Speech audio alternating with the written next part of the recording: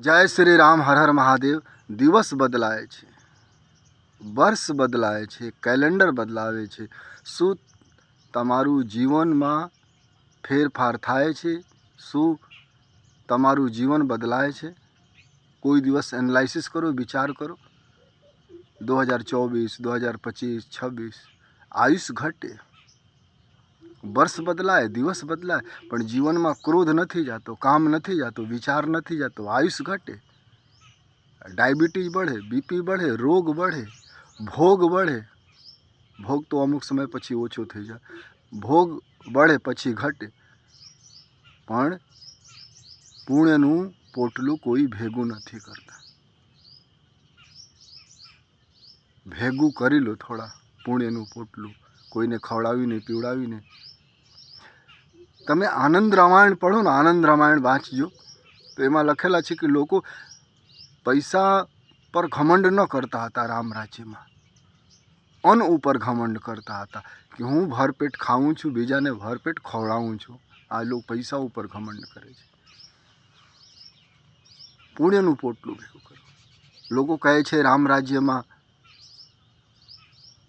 બધા માટે સ્વર ખુલ્લા હતા. બધા માટે સ્વર ન ખુલતા, લોકો ખોલીને રખા હતા. તમે પવિત્ર કર્મ કરો ને.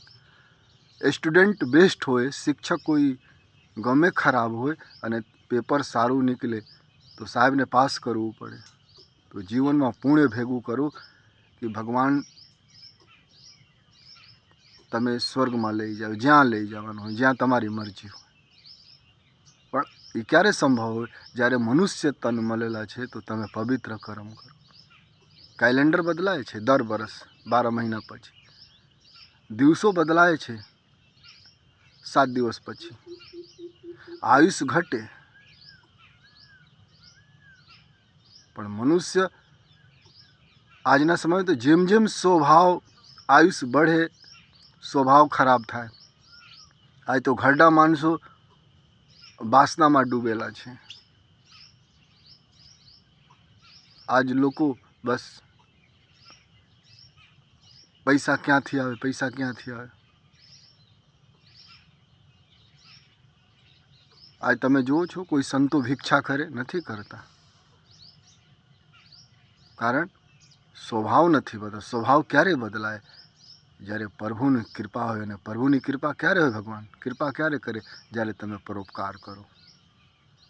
નહીં તો પુત્ર પણ હશે, ઘર પણ હશે,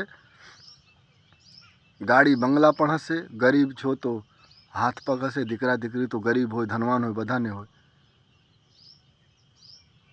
પણ હિસાબ કિતાબ છેલ્લામાં જીરો હોય. પછી શેઠ શું આપે? કોઈને નોકરી કરો તો મહેનત મજદૂરી કરો, એડવાન્સ પૈસા લઈ લો, 10,000, 20,000, 50,000, પછી શેઠ શું આપે તમે? એવી રીતે ભગવાન શરીર આપેલા છે એડવાન્સમાં, અને પુણ્ય કોઈ કરતો નથી તો ભગવાન શું આપે છેલ્લામાં?